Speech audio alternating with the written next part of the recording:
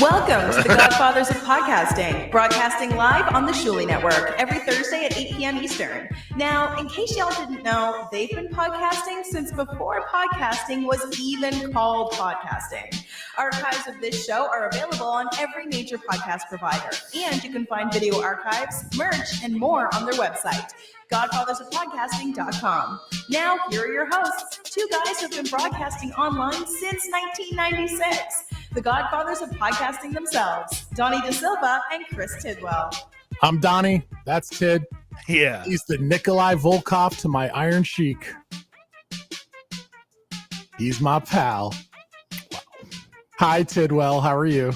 I'm doing good, man. It's a busy week. More importantly, how are you?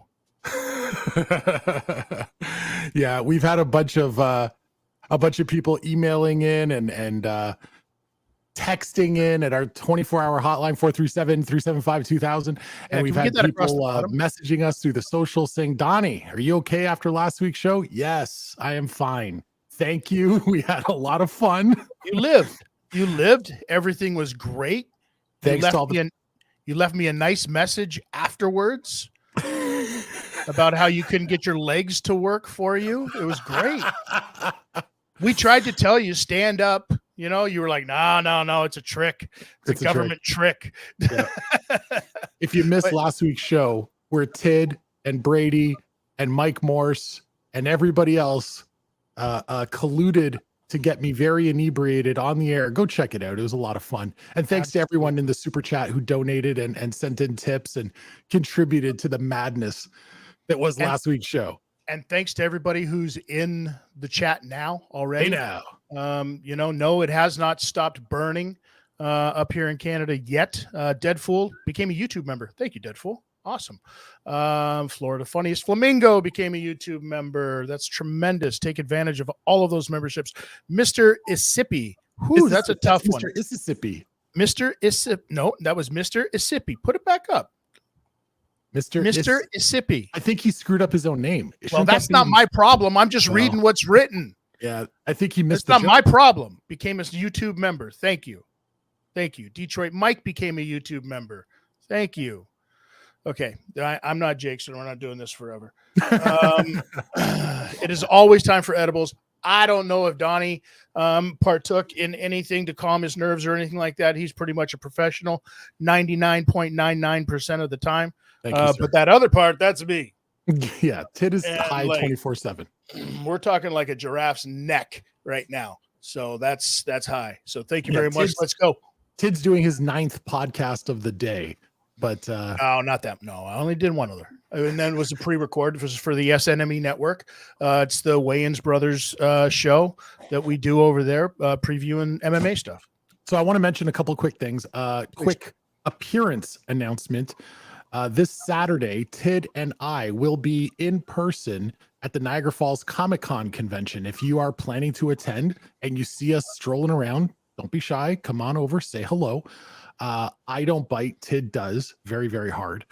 But come say hi, and we'll have a couple laughs. We're going to be out there talking to a whole bunch of the different celebrities that are going to be in attendance. Maybe we'll get some tape. Maybe we'll talk to some fans that are going to be there. It's going to be a lot of fun. And we hope we see some people out there this Saturday at the Niagara Falls Convention Center. Absolutely. It's going to be a hell of a good time. There's going to be a lot of people representing out there. So please, come out, check it out. They've done a lot of hard work. They're going to have a lot of people coming through this thing. So congratulations to the fine folks over there. Massive event. And also, before we get to our featured guest, I made the Iron Sheik allusion in my hello. Sad news, as Khosrow Vaziri, the Iron Sheik of pro wrestling and Olympic fame, passed away this week. Not just that, the world fame. Yeah, he really became a bit of a guy. meme. He transcended just professional wrestling. I mean, of course, it was the character of professional wrestling, but it was like he did so many other things as that character that didn't involve professional wrestling at all. He is the man the political correctness forgot. And I think between Tid and I, we probably have a good dozen or so stories about the Iron Sheik. And I've heard probably about 3 dozen more from people that were also close to him. I think I interviewed him maybe a half dozen times, hung out with him probably about a dozen times. Always an interesting character. You never knew what you were going to get. Part of that was influenced by the medicine, Baba. Shiki need the medicine, but whatever. Like the guy, he lived life like a party. Every day was a party for the Iron Sheik. And Yep. I mean, from stories about, I mean, he lived the gimmick. If you know what I mean, he lived the gimmick that was the Iron Sheik, because the Iron Sheik gimmick did very well for him. So if you're in this, there's nobody left left right now, feel free to share your favorite Iron Sheik story, moment, inappropriate comment, whatever it may have been. Jack the Tripper says, I worked with him a lot. I blew lines with the guy when I was 16 years old. He holds a special place in my heart. We're going to have to fact check that, Jack the Tripper. Who was Lines? He had no off switch. Is that your friend Lines that you were blowing? We will talk more Happy Pride. about Khosrow Vaziri, the Iron Sheik, as the show goes on, and especially because our featured guest this week worked with him and knew him as well. Ladies and gentlemen, it is time right now for the big hello. And this week's guest is a mentor of mine. When I was just a teenager looking for airtime, he was one of the first to take me from the producer's chair, screening calls, and let me get on the microphone in a major market. At the time, all I knew was that he was the late night guy on Canada's first 24-hour sports radio station. Then I got to know him a little bit, and I learned he was a 3-time Golden Glover, a Canadian Boxing Hall of Famer, and the undisputed heavyweight champion of motivation. Over the course of his career, he's rubbed elbows with great men like Mark Wahlberg, LL Cool J, Roy Jones, Oscar De La Hoya, Randy Couture, James Brown, and so many, many more. He was even a member of Muhammad Ali's training camp at one time. He's also the author of a book called Out of the Darkness, where he shares his incredible life story, and he can often be found delivering motivational keynote speeches to kids and corporations. He's also got another book coming out this fall. In addition to all that, he's an incredible humanitarian and runs an amazing youth center right here in the Greater Toronto area. Oh, and how about a brief overview of just some of the prestigious awards this man has won? The Premier Award from the province of Ontario for outstanding achievements and contributions to the community. The Canadian Crime Victim Award, the Benai Brith Award for Community Service, the Dan MacArthur Award for in-depth investigative reporting on guns, gangs, and crimes, the Bob Marley Award for Education. He's also got a whole bunch of broadcasting awards, like the World Boxing Federation Ring Announcer of the Year and a whole bunch of others. And at the end of this past April, the Black Business Professionals Association presented him with the Harry Jerome Lifetime Achievement Award, and it came just a week after a massive milestone birthday. Give me a break. I think this dude is kidding us. He still has the energy of a 25-year-old. Ladies and gentlemen, he was on the radio with his dulcet tones. I was just a kid sitting manning the phones. He was always giving spots to the young unknowns like Strombolopoulos or Mia Bag of Bones. He would talk sports man-to-man or zones. He always rocked harder than the Rolling Stones. Ain't nothing shaking but the bacon. That's his line, Holmes. Now give it up to my man Chuck, the great Spider Jones. Hey, you come a long way, brother.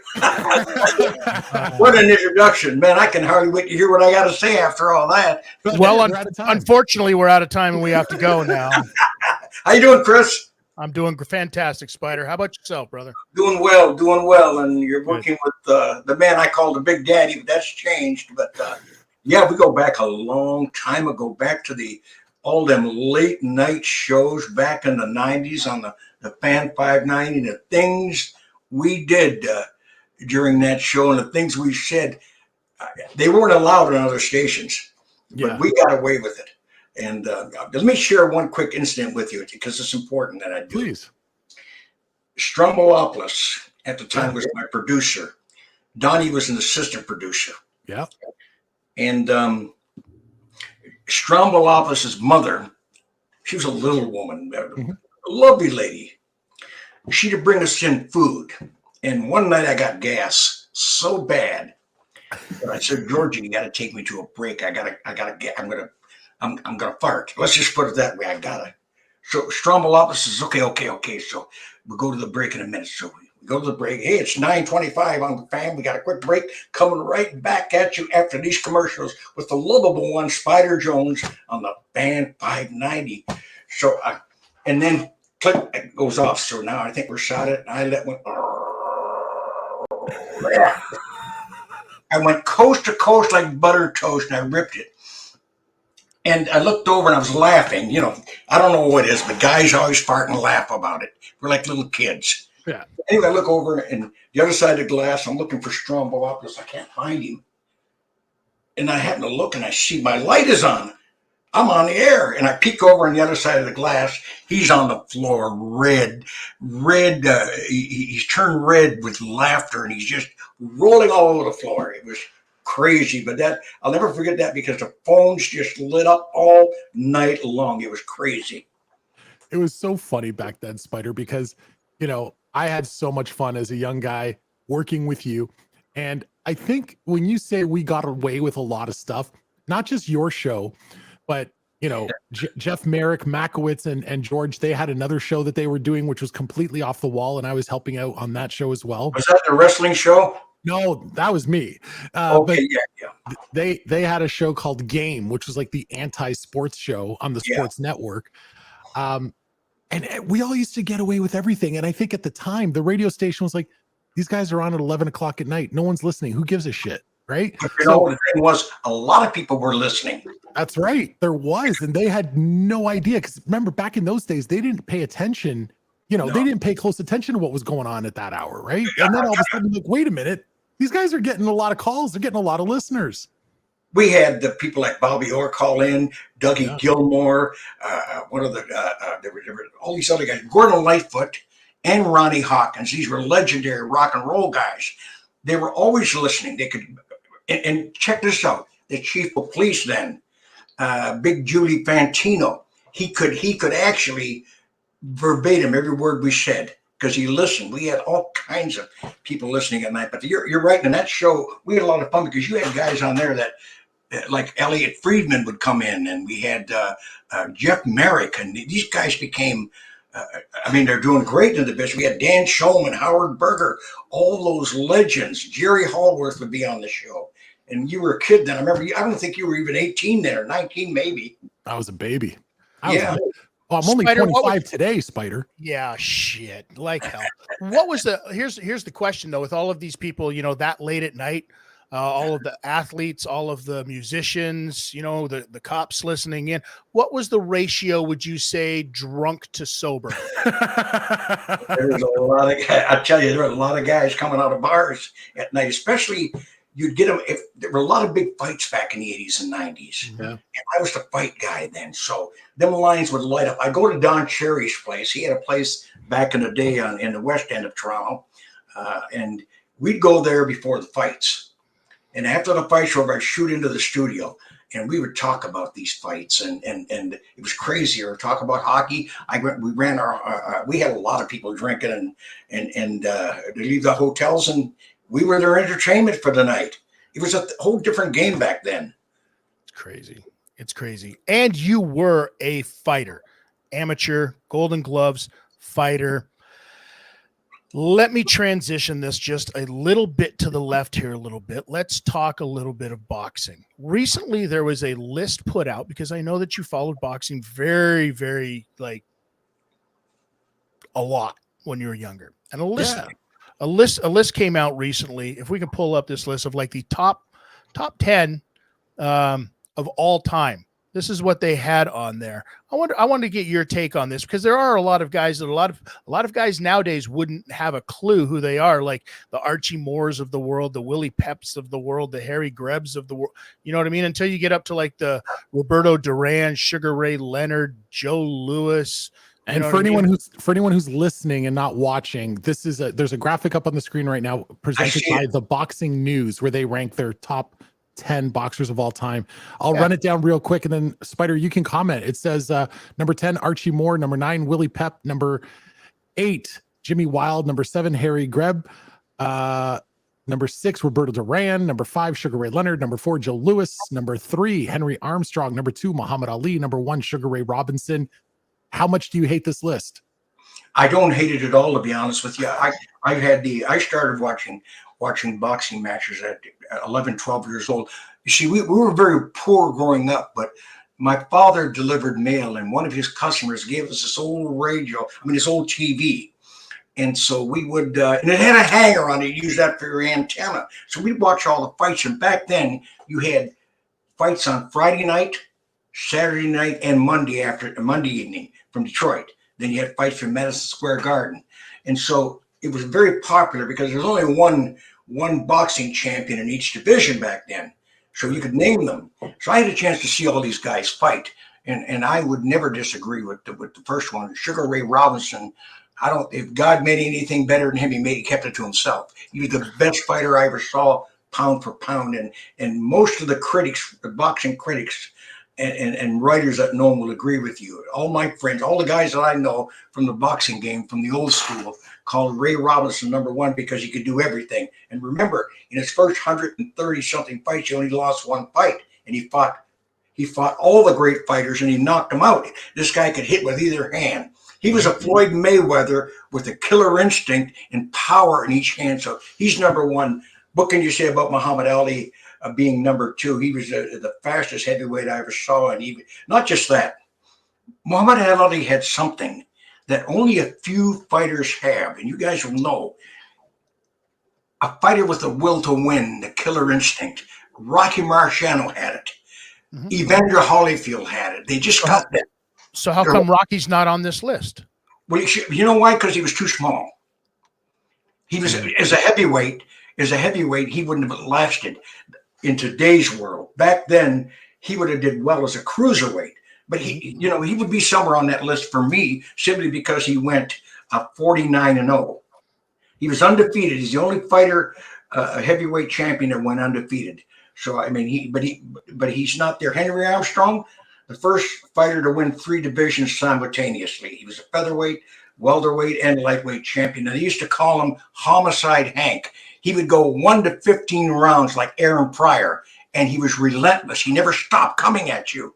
That's the toughest guy to fight. Joe Frazier was like that. They don't let you rest. They just keep coming. Whoa, whoa, whoa, and you don't let you rest. You can't get him off your chest. So I like Henry Armstrong. Joe Louis, of course, holds the record. The most defenses of any heavyweight with 26. That's a lot of title defenses. And only 2 heavyweights defended their titles 7 times in one fiscal year. Only 2. Joe Louis and Muhammad Ali, the only ones to do that. I feel like there's a few contemporary names that are missing from this list, and I don't know where they would slot in, but I feel like maybe De La Hoya, Pacquiao, not Mayweather Jr. I thought he was a good fighter, but I don't think he's a great fighter. Now Floyd should have been up there because I don't think Floyd was a warrior. A lot of people, they don't like Floyd because of his trash talking. Ali did it too, but Floyd was a great boxer, but he didn't punch that well when he moved up into weight. When he moved up from as a featherweight, he was a good puncher, but maybe he should be in there. No, the guy went 50-0, so maybe he should be in there. Willie Pep, one of the greatest featherweights that ever lived, and I see his list in there. Willie Pep could do everything. They used to call him the man of 1,000 moves. He had more moves than Michael Jackson and the family all together. Okay, so more importantly, tell us a story about hanging out with Muhammad Ali. How much fun was he to have a beer with? He didn't drink. I met Muhammad Ali in 1966. I just got out of Millbrook, which was a reformatory, and I needed a place to live. And so George Chavella, who was a very close friend of mine, a guy that really opened a lot of doors for me, set it up for me to go to Sully's gym. And I'd been training at Sully's before I got in trouble. So Sully was very, was not, he was angry at me because I messed up. But Chavella talked me into going to the gym. And so I stayed at the gym, and I was skipping one day. This true story. I'm skipping one day, and he had these old phones on the wall. This was the gym you got a picture with all the the pictures of all the posters of all the great fighters from way back when. And the phone on the wall rings, and I'm skipping. I stop and pick it up, and it's a guy named Donnie Album, who's out of Erie, Pennsylvania, and he is an assistant to Don King's. and he called and Muhammad Ali was looking for a place to train because he finally got a fight in Canada. He couldn't get a fight anywhere. He'd been exiled at the time. So he came to Toronto and he stayed at Sully's gym, and I got to meet him. And naturally, because at that time I was the only black guy in the gym, we gravitated. I got to meet him and hang with him. Now, I didn't help him prepare for a fight. I mean, that sometimes the press gets that wrong. I had a chance to go in the ring and move around with him a couple times, but I was not what you call a sparring partner. But I got to tell you, he's the most charismatic person I ever met and the most inspiring. And the first thing I discovered about him and I when we were talking was he loved music, and his two favorite singers were my favorites. And I knew all about them because music is my opium. I sort of always, I listen to music, and I always wanted to be a radio jock so I could talk about music. And he liked Otis Redding and Sam Cooke. Sam Cooke was one of his best friends, but he loved Otis Redding and Sam Cooke. So he was very, very how would you say it? He was impressed that I knew so much about these guys, but I always did. If I studied a fighter, a singer, or anything like that, I always want to know who their favorite was, who inspired you. Like if we talked to Donnie off air, I would say, well, Donnie, who inspired you as a broadcaster? And Donnie would say, well, you did Spider. And I said, well, you see what I mean?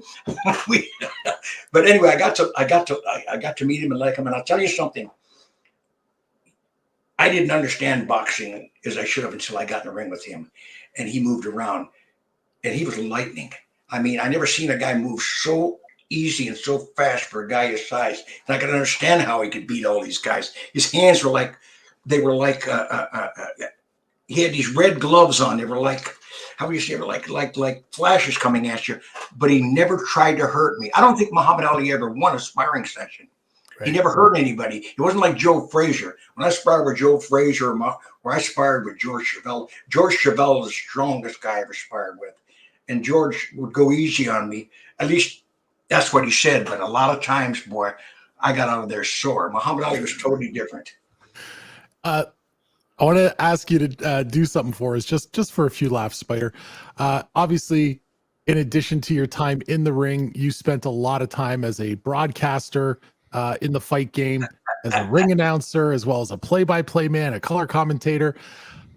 Our producer has a couple quick videos. Do us a favor. Give us your version, the 2023 version, Spider Jones doing his play-by-play on these knockouts, okay? Sight unseen. Okay. All right, let's go. Austin, let's pull something up here. Oh, this is a beauty, Spider. Oh my God! Boy, you know what? What can you say to that, boy? I tell you, that was too quick. The guy in the blue sat on before I did. I mean, you see, it was over that quick. That mouthpiece went one way. I saw that one time in the Ray Robinson fight when he fought Rocky Graziano. He hit him. See that mouthpiece go flying out there? Somebody else has got it now. That's power. Whoa. Imagine what it would have been if it wasn't a mouthpiece, though. Oh my God! How do you stand there with your hands in your pockets like that, though? Yeah, you know what? I don't know how good of amateur these guys were. They got. Well, you do know. You just saw it. You just saw how good the guy is. This guy's out. Look at him. Tid had the best line to this off air. He said, "Hey guys, want to see a dead body?" Seriously, wow. Let's grab another one. We got another one there, Austin. That's power. That'll make you want to do something else instead of box. Sometimes when you see that kind of stuff. Yeah, find a new hobby. Oh, you know this guy. They're the Muhammad Ali. That looks like. I'm trying to think if that's Carl Millenberg or Oscar. Oh, that's Oscar Bonavena, I believe. That's a white guy that got knocked out. Yeah, well, that's Oscar Bonavena. He's fighting Muhammad Ali, and of course Muhammad Ali had that sneaky right hand. He gets you going with that left, and then suddenly that right would come out of nowhere. He just hit them everywhere. Look at this guy. That may be Carl Mildenberg. I got it. That's Carl Mildenberg. He's a southpaw. Look at that short right hand. He caught him. Just too much for him. And that was Muhammad Ali, I believe, on his comeback. But with some of those heavyweights that they've got in the game nowadays, like the Tyson Furies of the world, you know what I mean, and Wilder, like they've got guys that are like huge dudes, way bigger than Muhammad Ali was. But you're right. If you look at Lennox Lewis. Yeah, I mean, the guy 6'6", 260 pounds, Yeah. all muscle. Yeah. Those guys, with a jab, they can knock you out. Absolutely. They got to be super heavyweights. That's why you got to, these divisions got to be, you can't expect a guy to weigh 212, 215 pounds. Back then, that was big. Today, that's not big. Marciano at his best went 190. You can't handle guys like Joe Frazier and Mike Tyson coming at you like that. It's just, unless you get lucky, you can't handle them. And when I try to make that point, a lot of people don't understand the fight game. They don't get it. So they think, oh, no, because he was undefeated. He was, but he was fighting a different weight of a fighter back then. These guys now are 6'5". Tyson Fury is so big and so mobile. And Wilder can knock buildings down. Yeah. These guys hit so hard and they're big. Hey, Spider, is Mike Tyson underrated now? Like, I feel like, his run of dominance was relatively short. I mean, he had a ton of fights in a few year span, but during that few year span, he was a friggin' wrecking ball. Like, and I know that the fight game was different then, and he was fighting a lot of tomato cans, but he was also just ripping through everybody that got in front of him. Look at it. There's your pal, Mike Tyson. Yeah. Are we underrating him now, looking back on his career? Well, I'll tell you, one thing I wouldn't underrate is he's probably among the 4 or 5 top most exciting fighters that I've ever seen. Yeah. He was an exciting fighter. I'm not sure he had the kind of machismo that Evander had, because Evander had something that Marciano had. They had that never quit. Tyson just seemed to be okay as long as he was winning. But he was never the same after Buster Douglas knocked him up. But you got to remember, Tyson was burning the candle at both ends at 22, 23. Drugs and booze all the time. He'd stay up till 3 a.m, living in the desert, and then he'd get up at 6:30, 7 o'clock, and run 5 or 6 miles. He burned the candle at both ends, and that's why by the time it was clearly the running. Yeah. By the time he should have cut out the running, and he would have been fine. Especially that time of a guy in the desert when a guy's been partying all night. I've interviewed guys that partied with him. I've got, he was, but I'll tell you, the guy was a tremendous puncher. Yeah. And he's one of the most misunderstood people I've met. I've met Mike Tyson many times, and you know what? He's kind. He's actually got a good heart. Yeah. He came to my events. He's helped us. He's a lot of fun to be around. My wife and I, and him and his wife, Kiki, sat together a couple times at tables, and I had a chance to meet these guys. And Mike was a sweetheart. I never saw the mean side of him, and I'm glad I didn't, because I wouldn't want to be any part of it. I'll tell you one thing: they'll be coming after me in the street, I'd run like hell. And I'll guarantee you that Bolt, what's his name, Usain Bolt, wouldn't be able to keep up with me.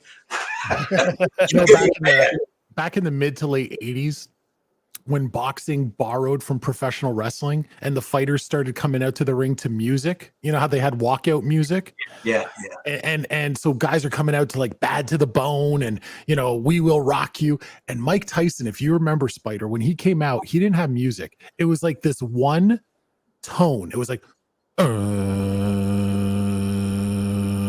and it was the spookiest shit ever. I'm like, what is this? Part of his game. He said, hey, he intimidation was his game. Them guys were scared. Hey, I saw Frank Bruno, and he's dark complected.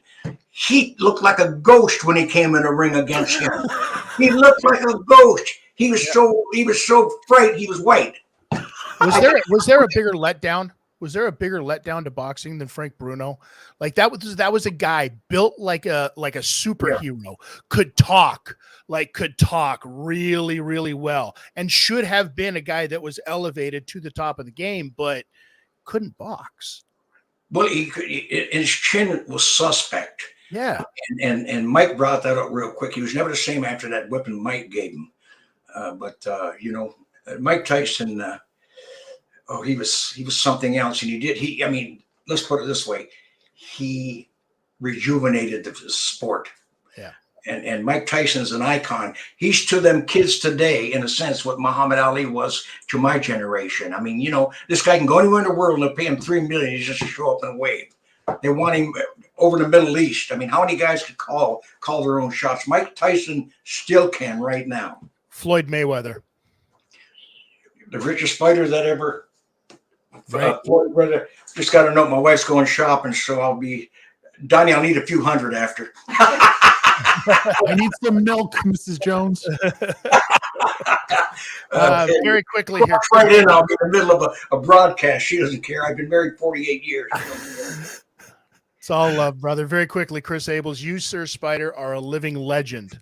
Topo Gijo, it's times like this when I appreciate being elderly. Mr. Jones is fascinating. That's the truth, Topo Gijo. Right? Thank you for that. Big Daddy Dodo says, best fights I've ever watched. Ward, Gotti, Barrera, Morales.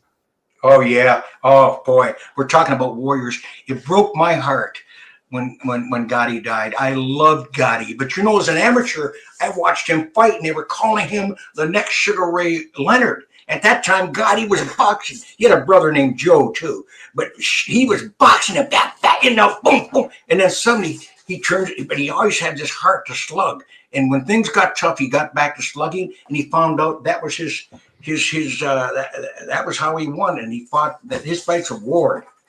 I got to tell a quick story, okay?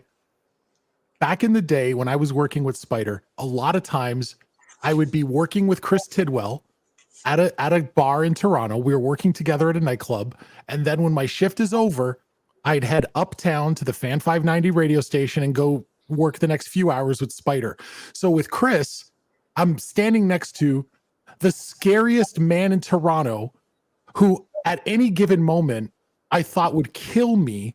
And then I went into the studio and Spider would say, "Hey, Big Daddy, how you doing?" And he'd start shadow boxing, and I thought he was going to kill me. Like his shadow boxing was like, I'm like, Jesus Christ, I can't get a break. I go from one job to the next and everyone wants to fight. Well, you bet on my shadow. If George Chevalier used to see me shadow box, he said, "I'll bet on your shadow." I worked in the clubs too, Chris, when I was going to school. When I went back to school as an adult student, I needed a job at night. So I worked in 2 or 3 nightclubs downtown, and I actually only gotten maybe 1 or 2 tussles. Most of the time I just talked the guys down. It's the much better way to go. It's the much easier way. It worked for me a lot of times too, Spider. I got to tell you, because it's much easier. Just you know what I mean. At the end of the day, if you can use your ability to talk somebody down, it's just a way easier than waking up the next morning feeling all sore and hurt for what? Because something was too ripping a good shirt. Yeah. I remember breaking up fights because I used to dress sharp. I remember the first time I started. Remember the old Drake House? It was really tough. Absolutely. And they would be selling drugs in the joint. There would be all kinds of things going down, and the fights would break up. But I had more trouble with the women. I had one to rip my shirt off me. I'm walking around with these new shirts every week. Somebody was. So I finally just started going to work in a t-shirt. It's funny. But I was the DJ, not the bouncer. But the bouncer. He was this great big guy with pythons for arms, but he was a magician. Every time a fight broke out, he'd disappear, and I ended up breaking up the fights. Crazy stuff. Tid had this move that he did back in the day, and it was the scariest, most intimidating thing ever. If some patron was getting out of hand, okay, and he started like lipping off to Chris, Tid would look at him and be like, "Here's how this is going to go. You're going to turn around and walk away, or I'm going to break one of your bones." and it was like the most matter. And he was dead ass serious. Like, but it worked though. It worked. As long as it worked. It worked over 90% of the time. 10% of the time, I watch guys get broken bones. Yeah. You'd be surprised. I had a buddy, Donnie Upshaw, was like that. He was a tough guy, about 6'3", about 240. But he would just tell you, "Look, I'm going to call your cab. I'm going to get you out of here. Mm-hmm. Now, if you cooperate, you're welcome to come back again. But if I have to knock your ass out and carry you out there, you're barred for good." And most of the guys would say, okay, I'm gone. Yeah. Which good, because, that's the way it was. But I remember one time I come out to my car and I kicked a couple guys out, and they knew I had a van, and I'll tell you, they trashed that van of mine. Tires were gone, and there was a crack in the window. So, what are you going to do? Listen, you talk about working in bars and nightclubs. A guy that we all know and that you've been friends with for decades, he worked in bars and nightclubs for many, many years. And there's an event coming up next Saturday to honor him, and that is the legendary Sweet Daddy Siki. In addition to this incredibly colorful pro wrestling career, Sweet Daddy Siki, in his retirement, spent a lot of time at the Duke in Toronto, legendary bar, where he was hosting karaoke nights and DJing and doing all. I remember going down there as a kid and seeing him do his thing, and I would go to the Duke just to see Sweet Daddy Siki. You've obviously known the man for many, many years. I've been told by our mutual friend Ricky Johnson, Dwayne Johnson's uncle, that Sweet Daddy is not in good health these days. So there's this little event free of charge to attend, and it's happening next Saturday at the Duke from 4 p.m. to 8 p.m. And I think you said you're planning to go, right? Absolutely. I've known Sweet Daddy. We go back to the 60s. Wow. When his partner, his tag team partner, was a guy named Duke Noble, who ran a barbershop in Toronto downtown. And Sweet Daddy would come into the gym, Sully's gym, every Sunday. It never failed. Sit on the bench and watch me train, and then give me advice after. But he never raised his voice much above a whisper. But he was very inspiring, and just I tell you, the totally different persona than what he gave in the ring. He's just a class guy and a gentleman. And by the way, a lot of people don't realize this guy can sing. He's a country and western fan, and he's got a great voice. Even right now, I think dementia's setting in a bit, but he can still sing pretty darn good. I'll tell you, Tid loves telling the story. One of our favorite moments, we were at the Sky Dome, now known as the Rogers Center, at a WWE event. Tid, go ahead, tell the story. Oh yeah, well, it's Donnie's story actually. You tell it better. Well, because that's just the way it goes. We're all there. It's February. It's minus a million. Typical Toronto West. The wind coming off of the lake, so you're on that side where your will call was for everybody's tickets. Right where the traffic goes, and it's windier than hell, and we're cold, and everybody's freezing. Like, what the hell are we doing, right? So we're waiting for our stuff, and all of a sudden, this big, huge purple limo comes rolling up right there, because this is also where everybody goes in. It was that same little office that either went downstairs, went upstairs. Remember on the side there. So, and the door opens and everybody kind of looks over, and out steps Sweet Daddy with no shirt on, just a fur coat over the top, and he stands out, and it's colder than a witch's tit, Spider. And he stands there and grabs a little rag, starts dabbing his forehead. Oh, it's too hot for Sweet Daddy. So hot, too hot for Sweet Daddy. I was like, this mother, that is the best. The best. He knows cold winter. Before he sat down in the gym, don't get rid of. Every time he came in, before he sat down, he would take a cloth out of his pocket and wipe the seat off. And he'd just take his time and wipe the seat off. And he wouldn't say anything until between each round. He'd say, now, Spider, I like the way you're using that left jab. Now, I want you to lean over and hook off it. He knew his boxing. Oh, yeah. And I listened to him. He said, now you move.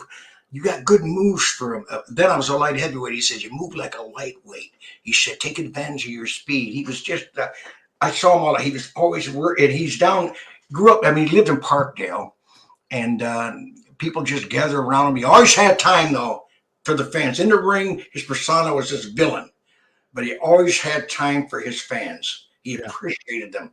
He's a beautiful man. You talk about Sweet Daddy Siki. And by the way, if anyone needs more information about the event at the Duke next Saturday, we're going to have it all up on godfathersofpodcasting.com. I'm planning to be there. Spider's going to be there. There's karaoke too, and I'll be singing. Johnson will be there. What's that, Spider? There's karaoke, and Ricky and I sing. We'll be singing. Well, and here's the thing. I mean, Sweet Daddy is still alive. So you want to take advantage. You want to go see him before he's not still alive, because that's the thing. You want to take it. No, you want, I mean, we don't live forever. You make it sound so dark, Tid. No, not at all. You want to take advantage of these things that you can, because let's face facts. We've all just been hit with the fact that we'll never get to say that to the Iron Sheik again. Each and every one of us knew the Iron Sheik. So everybody needs to take advantage of the situation while you can and go say hi. Go check in on He's an icon. check in on your family. He's a Canadian icon. And he put wrestling on the map here in this area. I mean, this guy did so much for wrestling here. He goes way back to those days, and even before Rocky Johnson and them, he was out there doing it. But his matches with Abdullah and his matches with the Hulk and all them, I mean, those were great times. I know we want to talk a little bit about the Sheik, but a quick story that just popped in my mind when you talk about Sweet Daddy Siki being a great country singer. Way back, Spider, this is going back to like 2009 or so. I was doing a different podcast along with this man here on the screen and our friend Danny O, who's a Canadian hip hop icon. We had come up with this idea to put together a CD of custom made music for professional wrestlers. We made them their own theme songs. And then to have a CD release party, we put on a pro wrestling event, okay, where all the people who we made music for were going to compete on this show, and they were going to come out to the band playing their music live. It was amazing. We had a sold out venue. It was great. One of the wrestlers on the show was Kamala, okay, the Ugandan giant. Guy, yeah. And he comes out and he's in full face paint, the Ugandan face paint. He's got the helmet, he's got the spear, the whole bit. And he sees the band playing the music for all the wrestlers. And he went out, he had his match, beat the shit out of some 120-pound guy. And then he's in the locker room and he comes up to me and goes, Donnie, would it be okay if I sang a little song with the band? Oh, really? Are you fucking kidding me? Of course. That's the best thing I've ever heard. But I'm still in my makeup. Is that okay? That must have been a sight on stage. He went on stage in full makeup and started singing jazz and blues. And the Was he good? Went fucking, he was great. And the place went bananas. Those guys are characters, wrestlers. There he is there. Yeah, that's him. Those guys are character. Abdullah the Butcher is the same way. Abdullah the Butcher is a character, man. He was our first manager when we had a doo-wop group back in the day. And next thing I know, he's Abdullah's wrestling and making a heck of a living all over the world, especially in Japan. They love wrestling in Japan. There's Abdullah right there. You still do doo-wop stuff, Spider? I got a band. I do a lot of corporate stuff. A lot of people don't realize that I'm a singer because until they hear me, then they're surprised. My whole family sings, but that's not my biggest passion. Although I enjoy it, I make a living as a speaker and travel around the country speaking in prisons and in schools and the corporate world.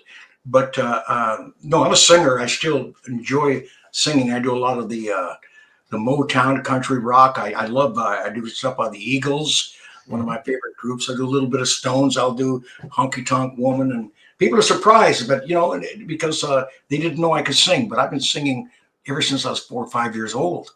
You know who I bet you like, and we've never talked about this? A legendary, there's the CD that we put out with this ugly bugger's face on this cover. That's why I didn't sell anything. I'm telling you straight up. Oblivion. I like that. Oblivion. Look at that. It was what was between the ears of that guy on the cover. Oblivion.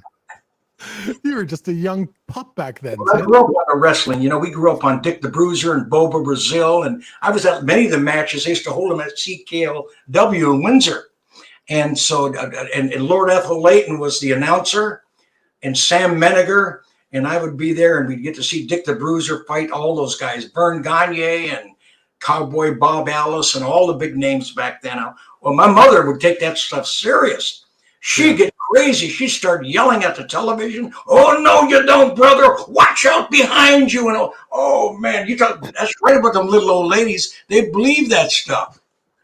It's funny because still to this day, TVs don't hear you.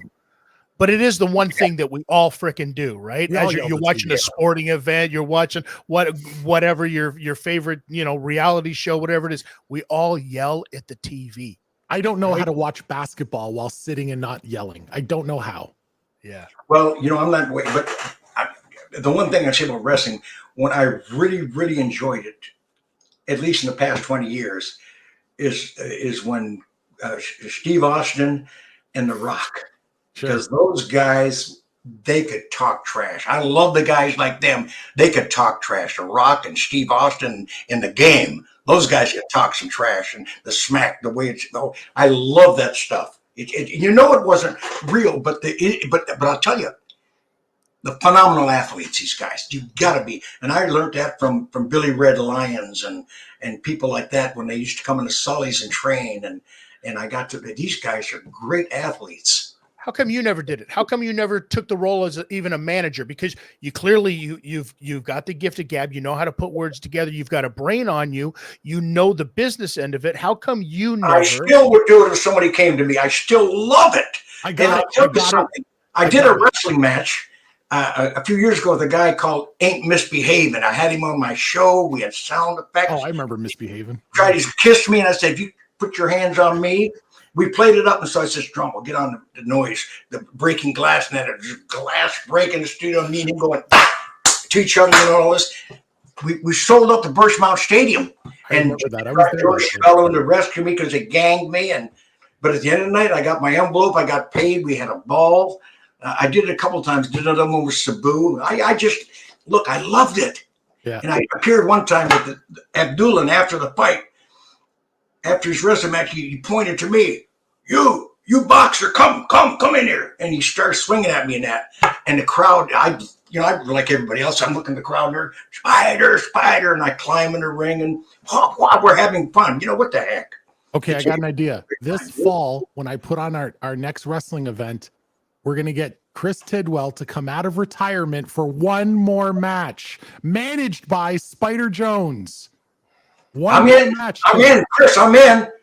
One more match. Listen, I got your back, Chris. As my manager, I will send you over paperwork that you're going to have to go over. I will have some demands that I'm going to need you to negotiate with these guys. They're sticky. They're promoters, Spider. So you know how promoters are, right? Yeah. So I mean, water in the dressing room, clean towels, and a private dressing room. And okay, we are talking. Okay, we're on the same page so far. Okay, all right. Carry a few weapons in there if we have to. Okay, now we're talking. All right. I know that you're not medically cleared to wrestle anymore, but hey, if you die, you die. Yeah, I'm not mentally cleared to wrestle anymore. Spider, one thing I want to touch on, and it's because it's so incredible when I think about it. I want to talk a little bit about the youth center that you've opened and that you run here in Toronto. It's amazing to me, man, because you have always had this ability from the time I first met you when I was a teenager, and you were a young middle-aged man at the time, but you always had a way of connecting with young people. You always had a way of relating. You never took the attitude, these kids and their bullshit today. You always had a way of connecting and getting people to see their potential and to drive their potential. And I think that's a big part of what you're doing here with these after school programs and your youth center. Talk a little bit about that, man, and how important it is to you. Well, when I was back in the 90s, what happened was, I was on the radio at the Fan, and I would talk about things that happened during my life a lot. And so it was out there. And one day I got a call from a teacher, and I believe it was at Central Tech, and he said, "I'm having some trouble with some young men here. They're at risk, and I'd like you to come out and talk to them." And I said, "Well, I don't know what to say to them." He said, "Well, just tell your story."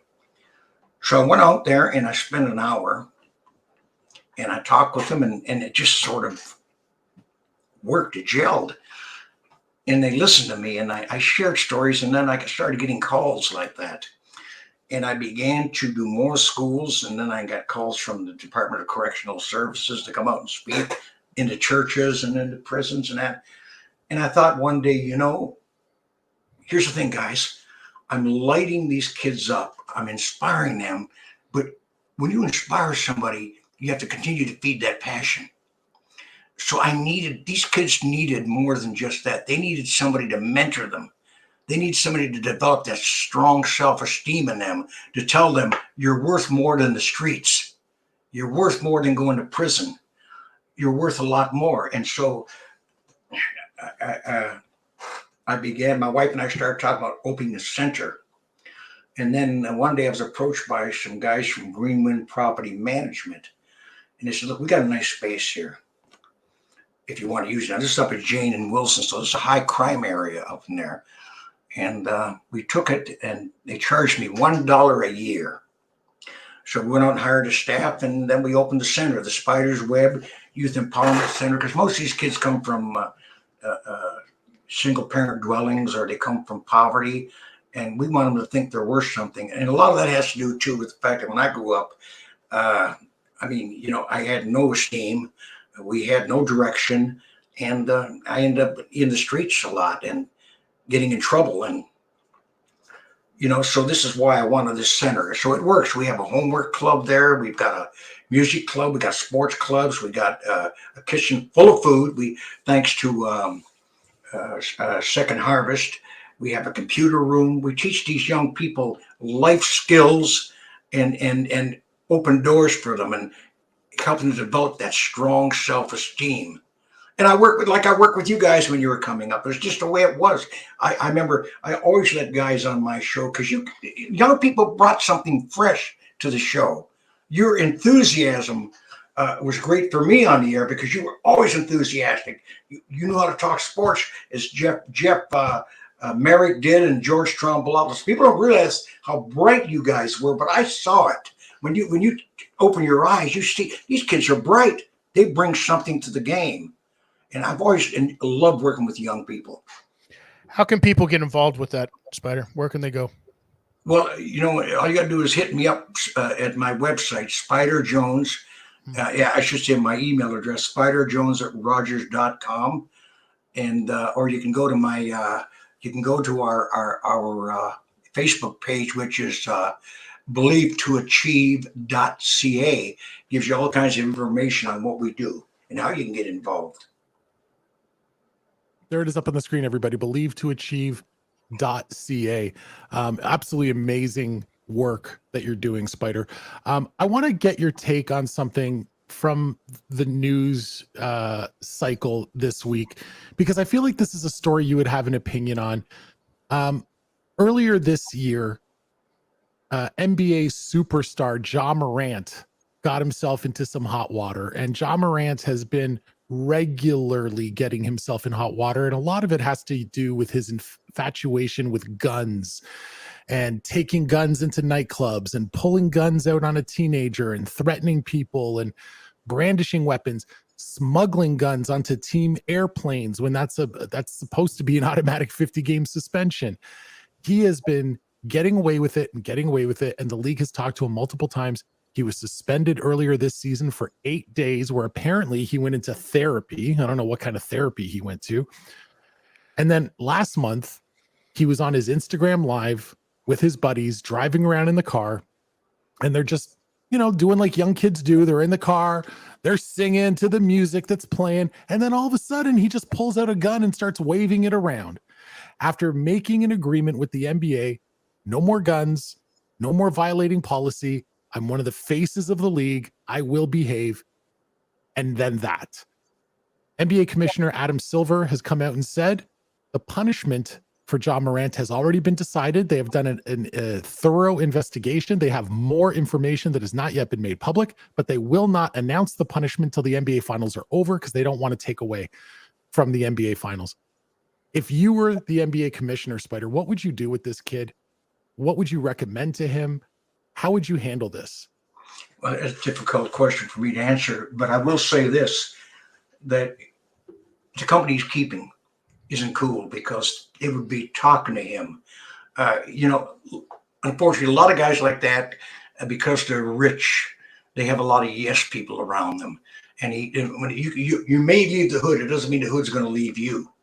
In terms of that, because I ran around the tough crowd when I grew up the same way, and you always want to impress them. You have to be with the right kind of people. But this guy has been warned. He's been suspended. He's been. I mean, what else can you do? He's acting like a thug. And if he's not, you can only help people that want to help themselves. I feel like whatever they do, whatever they do has to be part suspension and part deterrent. This suspension has to have teeth. It has to be a deterrent to prevent anyone else from thinking that this is cool and that they can get away with this. If he loved the game as much as, I mean, the guy's super talented. If you love the game that much, he would clean his act up. And sometimes you run with the wrong people and you just want to impress them. I don't know I'm good enough to judge him, but doing that with a gun, he's gun crazy. But how much of America is gun crazy? I mean, it's just, I mean, I grew up and lived in Detroit for many years, and everybody I knew had a gun, even when it wasn't licensed. And I remember there were times, and I straight up back in the day, when before we left on a Friday or Saturday night, we put on our Saturday night special on it, a little clip on with it, and out we'd go to do our business. And I'm just thankful that I never had to use it, but I know people that did, people that I grew up with that used guns and did time for murder or were murdered. But I don't know what to say. I can say this. If he's hanging around this same crowd and this keeps happening, he needs therapy badly, but he's got to want it. You can't help somebody that don't want to help themselves. The worst part is after Adam Silver came out and said the suspension has been decided, we're just waiting to announce it, he then made a public statement that said, guys, the gun was just a toy. Like, he doesn't get it. He doesn't get it, Spider. Like, first of all, it was supposed to be a starter pistol or something, but the point is this: why do you keep pulling that? What is it? What's in your mind that makes you do that stuff? You've got an opportunity that most people would give their firstborn for. You're playing in the NBA. You're rich. You're famous. You could have so many wonderful things and do so much, but you want to be a thug. You want to be. That's just the way that people are seeing him now. But these guys they're still children. Yeah. Like in the grand scheme of things, they're still children and clearly very influenced, ego driven, pumped up to a certain point because they're superstars, right? And so they've got a bunch of yes men around them. And then there's somebody inside of these yes men, maybe, you know what I mean, that they just kind of click with. So they're influential because they're still very young, right? So, I mean, that. Should there be more handlers in sports for some of these guys? Because I mean, it's one thing to just say like, oh, it's on him now because it's, he's got to make that choice or whatever. But clearly there's been people influencing him on one side and there's not enough people influencing him on the other side. You know what I mean? Is that some kind of programs that professional sports maybe need to look into? Well, absolutely they do. Absolutely. These kids come from, many of them come from nothing, and suddenly they're rich. And they got all these people around them, and everybody's, as you said, yes this, yes that. The thing is, you'd think at that age, though, what is he, about 24 now? 23, yeah, he's a baby. Yeah. But you're still at that age, you know right from wrong. Mm-hmm. Who caught him, though? Wait a minute, he waved that gun inside of a car once, too, that toy gun. Yeah. I mean, I guess one of his buddies were. Yeah. This is what I'm saying. He's got it's influence around him, and somebody decided to pull up this camera and be like, yo, I'm gonna film this shit. And that means that he's got a stooge in his crew too, right? So he's got a clean house. 22 years old is John Morant. But he's 22, baby. That's young. At 22 years old, I was in jail. I'll be honest with you. I mean, I give allowances because I've been there and done that. And I know at 22, I was hanging with a lot of guys that were hustlers and street guys, and when you're around people, you act like them.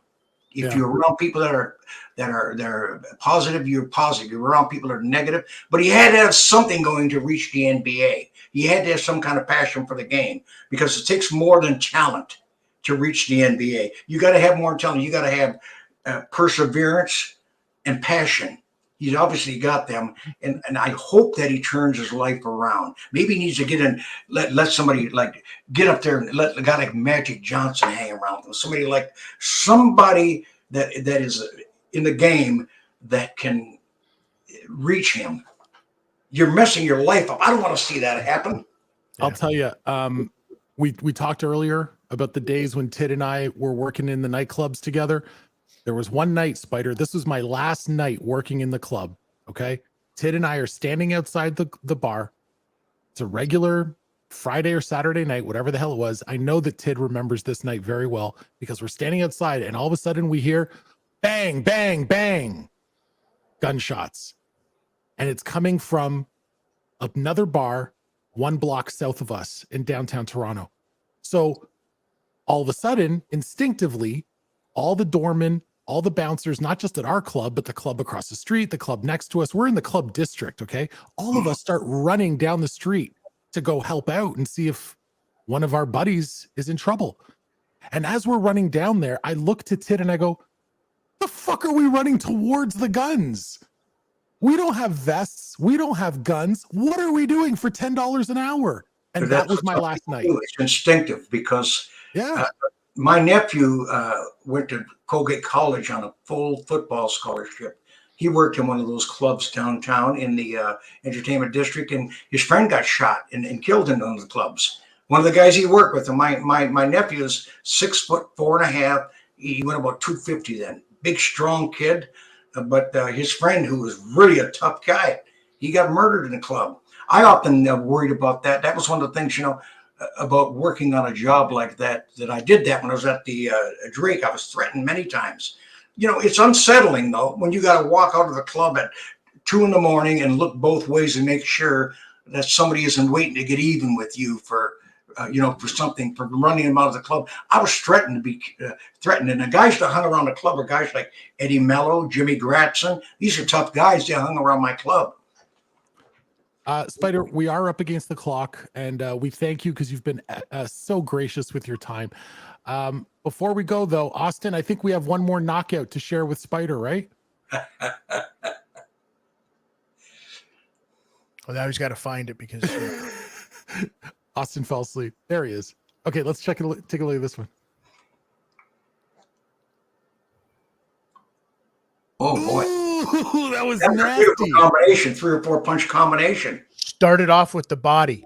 Started off with the body and just let go. Boom, right to the body there and up over the top.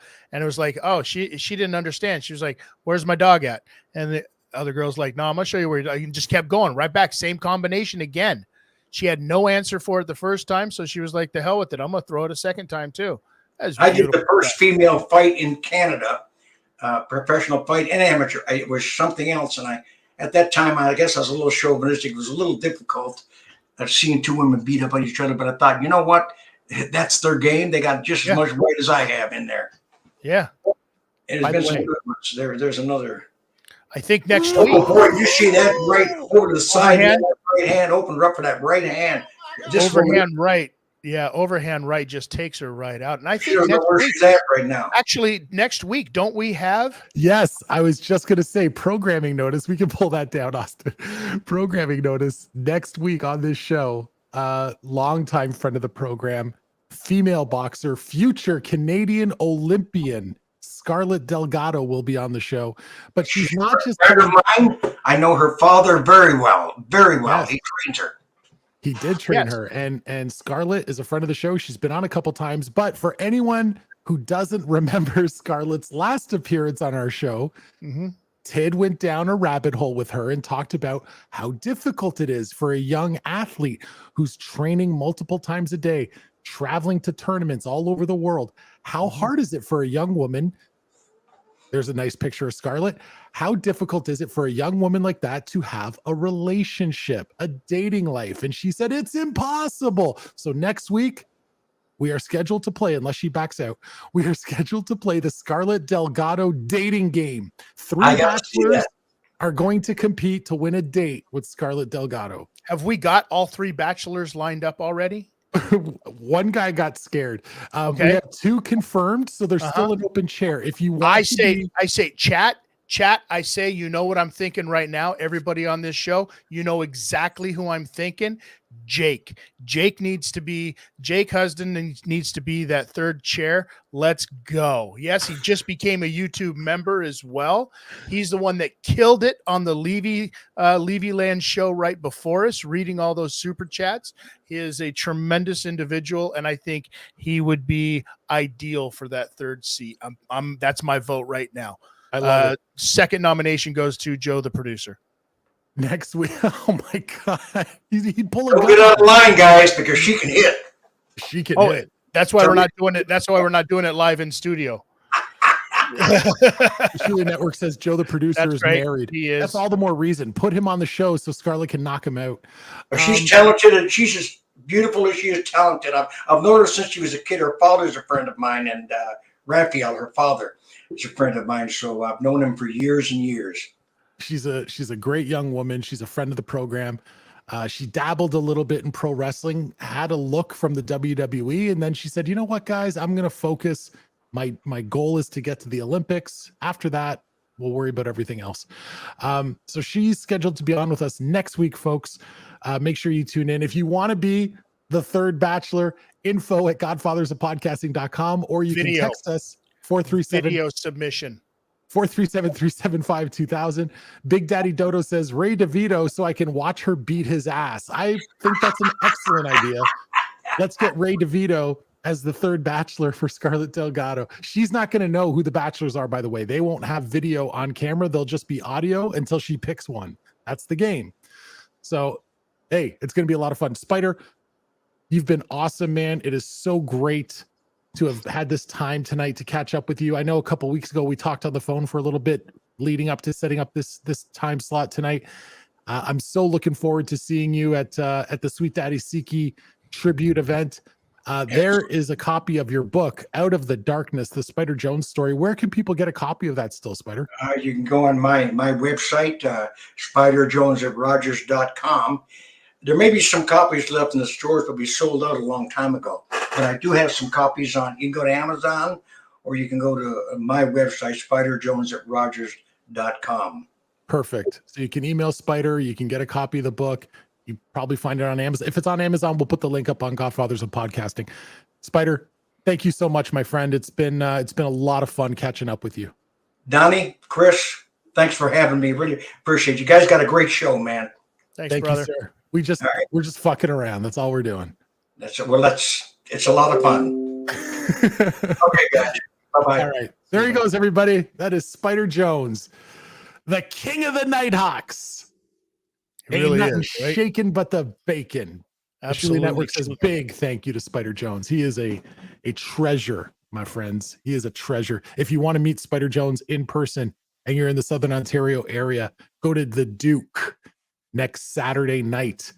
That is more like Saturday afternoon, because old timers got to get to bed early. Saturday, June 17th, 4 p.m. to 8 p.m. at the Duke. It is a tribute to Sweet Daddy Siki, and there's no charge. Just come on out and be part of the fun. Very quickly before we go, a couple of new members. Paul Millette is a new member. Alec Watts is a new member. Thank you very much, guys, and welcome to the show. My God. Thank you to everybody. Reverend Bob Levy quotes, we seen you in there all night long. Where is Southern Ontario? It's at the southern part of Ontario.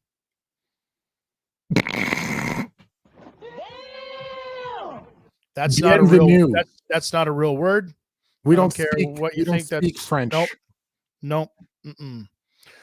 So thank you very much for those of you. Very quickly, new episode of the Wayans Brothers over at the SNME network. This one as well. Please share this with everybody. Spider Jones needs to have that out there. To those of you that have been going to bat for us, thank you for the love inside of the Discord. Thank you for the love online. Thank you for the love everywhere. We appreciate you, but without all of you guys, none of this is possible. So please, if you like it, hit that like button, send it to your friends, put it in one of those audio files and send it to your family and annoy the shit out of them. I don't care. Let's just get it out there.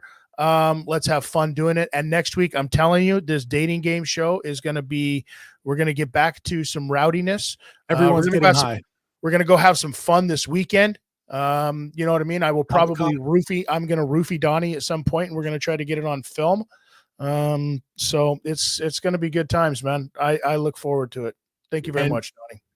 To paraphrase Khosrow Vaziri, the Iron Sheik, fuck the Godfathers of podcasting. Fuck the Thursday. Fuck the Shuli. Goodbye. Fuck this shit, I'm out. Fuck this shit, I'm out. No thanks, don't mind me.